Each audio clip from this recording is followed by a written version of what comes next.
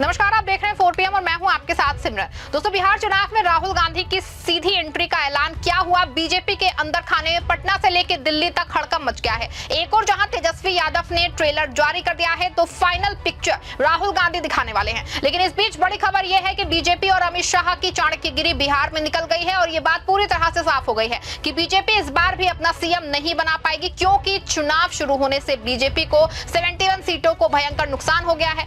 कैसे बीजेपी की अचानक 71 सीटें कम हो गई हैं? तेजस्वी यादव के ट्रेलर के बाद राहुल गांधी कौन सी बड़ी पिक्चर रिलीज करने जा रहे हैं और क्यों राहुल गांधी के साथ ही अचानक पीएम मोदी और अमित शाह एक साथ बिहार पहुंच रहे हैं, सब कुछ आपको अपनी इस रिपोर्ट में बताऊंगी। दोस्तों, बिहार में इंडिया गठबंधन को लेकर पिछले एक सप्ताह से सीट शेयरिंग को लेकर मामला फंसा है। करीब 11 ऐसी सीटें हैं जहां लालू यादव की राजद और राहुल गांधी की कांग्रेस की आमने सामने टक्कर है। एक और जहां इस गतिरोध को लेकर लगातार एनडीए इंडिया पे धावा बोल रहे हैं। जो सीट नहीं तय कर पा रहा है वो सीएम कैसे तय करेगा? खास तौर से चिराग पासवान तो गजब की मोर्चाबंदी किए हैं। लेकिन इस बीच एक ऐसा आंकड़ा सामने आया है जिसने ना सिर्फ बीजेपी के सीएम वाले दावे की हवा निकाल दी है, बल्कि ये बात भी साफ होती दिख रही है कि बीजेपी के चाणक्य जी अपने ही बनाए मकड़ जाल में बुरा फंस गए हैं। और ये बात शीशे की तरह साफ हो गई है कि बीजेपी का सीएम किसी हाल ही में बनने वाला है, क्योंकि अंदर खाने में लालू नीतीश भाई भाई वाला खेल चल रहा है। आपको बता दें इसकी 3 वजह हैं। पहली, 2025 विधानसभा चुनाव में जेडीयू 101 सीटों पे चुनाव लड़ रही है। इसमें से 5 सीट पे महागठबंधन ने अभी तक उम्मीदवार नहीं उतारे हैं, यानी बची 96 सीटें।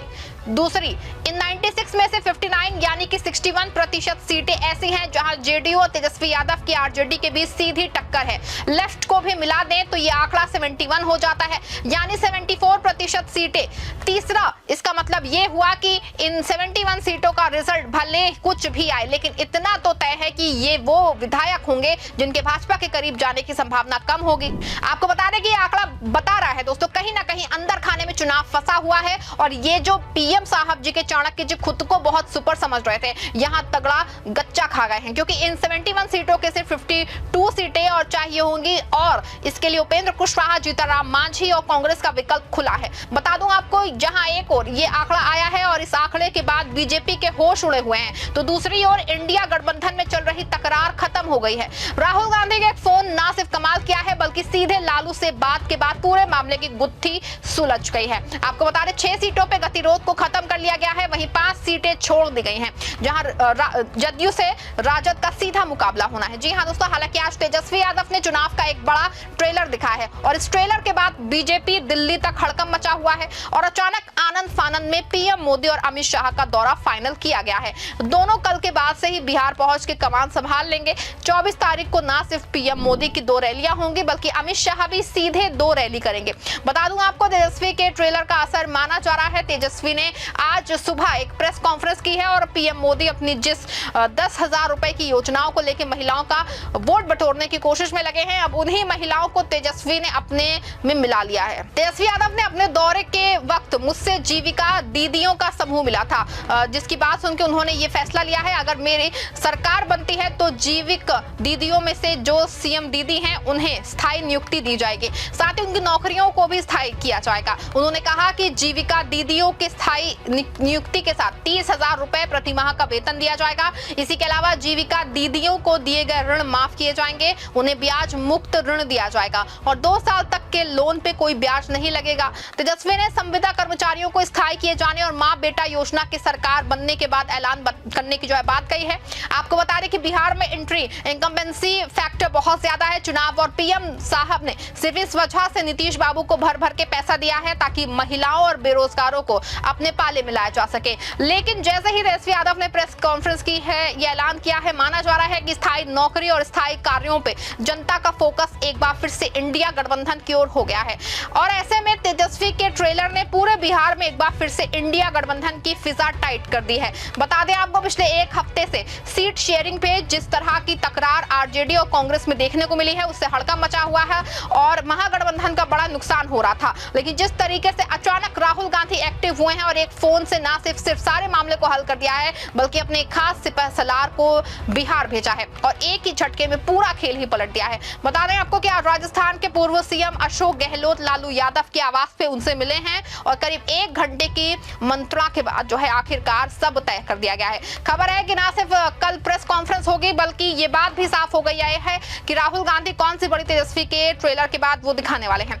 अशोक गहलोत ने क्या कुछ कहा, आप जरा सुनिए। 243 सीटें हैं, 243 सीटें हैं।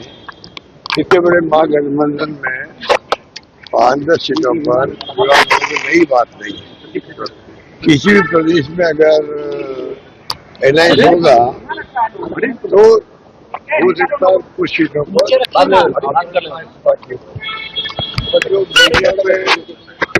बहुत ज्यादा ही आ गया, ऐसा आ गया जैसे कि पता नहीं क्या हो गया, गठबंधन का क्या होगा, ऐसी स्थिति है नहीं।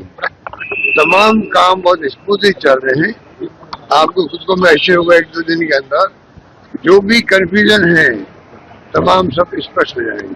और ये फ्रेंडली फाइट कही जाएगी महागठबंधन की 12 सीटों आप नहीं समझे, वो पता नहीं कितना रहेगा। अभी जो कल शाम तक का वक्त है, मैंने कहा 243 सीटें हैं, उसमें 5-10 सीटों पर कार्यकर्ता भी उत्साह में होते हैं, लोकल परिस्थिति होती है और फ्रेंडली फाइट अगर माना जाता है तो कई राज्यों में जहाँ अलायंस हुए हैं वहाँ ये संभावना होती है, वो इसको बहुत बड़े रूप में देखने होगी। सुना आपने कि अशोक गहलोत का साफ कहना है कि कुछ सीटों पे फ्रेंडली फाइट होगी, लेकिन इंडिया गठबंधन में कोई टूट नहीं है। वो पूरी तरह से ना सिर्फ एकजुट है बल्कि कल राहुल गांधी एक बड़ी प्रेस कॉन्फ्रेंस करने वाले हैं और इस प्रेस कॉन्फ्रेंस में बड़ा धमाका कर सकते हैं। कहा जा रहा है कि राहुल गांधी के लोग अभी भी फ्रेंडली फाइट वाली सीटों पे झंझट खत्म करने के लिए मंथन कर रहे हैं। कल राहुल गांधी इसका ऐलान कर सकते हैं। आपको बता दें कि सिर्फ इतना ही नहीं दोस्तों, महागठबंधन में फुल प्लान तैयार है। चुनाव में करीब 40 बड़े नेताओं को कैंपेन में उतारा जाएगा, जिससे कि राहुल गांधी, सोनिया गांधी, प्रियंका गांधी और मल्लिकार्जुन खड़गे के अलावा कांग्रेस के सभी राज्यों के सीएम और वहां के प्रदेश अध्यक्ष विजिट करके जनता के बीच जाकर के महागठबंधन को जिताने की अपील करेंगे। बता दें आपको, इस बार कांग्रेस की सीट बढ़ी हुई है। पिछली बार कांग्रेस ने सिर्फ 47 सीट पे चुनाव लड़ी थी, लेकिन इस बार कांग्रेस 60 सीटों पे चुनाव लड़ रही है। ऐसे में कांटे की टक्कर दोस्तों होने वाली है। लेकिन इस सबके बीच में जो 71 सीटों के फॉर्मूला है वो ना सिर्फ बीजेपी को डरा रहा है बल्कि ये बात भी बहुत हद तक साफ कर रहा है, कुछ भी हो जाएगा लेकिन बिहार में सीएम की कुर्सी पे क्षेत्रीय दलों का नेता ही बनेगा। वो तेजस्वी ही हो सकते हैं और नीतीश कुमार भी। और ऐसे में बीजेपी के चाणक्यगिरी एक बार फिर से फेल हो गई है, क्योंकि अगर 71 सीटों पे बीजेपी शून्य हो जाएगी तो ये तय है कि बीजेपी का सीएम बिहार में नहीं होगा। दोस्तों पूरे मामले पे आप क्या सोचते हैं? क्या सच में तेजस्वी के ट्रेलर से बीजेपी फंस गई है? क्या राहुल गांधी के कल रिलीज होने वाली पिक्चर से बीजेपी डर गई है? पूरे मामले पे आप क्या सोचते हैं? अपनी राय कॉमेंट में लिखिएगा। इस खबर को लाइक और शेयर भी करिएगा।